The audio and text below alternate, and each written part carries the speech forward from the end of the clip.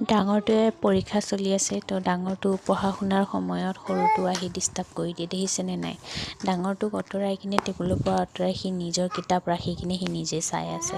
একফালৰ পৰা সৰু ল'ৰা ছোৱালীক ডাঙৰ ল'ৰা ছোৱালীৰ লগত ৰাখিলে পঢ়া শুনাত সিহঁতে অলপমান ইণ্টাৰেষ্ট জগায়, পঢ়িব লাগে বুলি কোৱা বস্তুটো বুজি পায়। আনফালে আকৌ ডাঙৰৰ লগত সৰুক ৰাখিলে মানে ডাঙৰৰ পঢ়া শুনাত অলপ এফেক্ট পৰে, সিহঁতে অলপ পঢ়াত কনচেনট্ৰেট দিব নোৱাৰে। তো এনেকুৱা তাৰমানে ডাঙৰ ল'ৰা ছোৱালীৰ লগত সৰু ল'ৰা ছোৱালী এনেকৈ ৰাখিলে পঢ়াটো নিশ্চয় আনকমফৰ্টেবল হ'বই। আপোনালোকৰ লগতো এনেকুৱা হয়নে? মোৰ কিন্তু বহুত দিগদাৰী হৈ যায়। তাৰমানে এনেকুৱা সৰুটোকো তাৰমানে মই যদি আঁতৰাই ৰাখোঁ তেনেহ'লে সি নেমানে, কান্দি থাকে, মোকেই লাগে। আৰু লগতে ৰাখিলে এনেকৈ ডাঙৰটো তাৰমানে পঢ়িব নাপায়।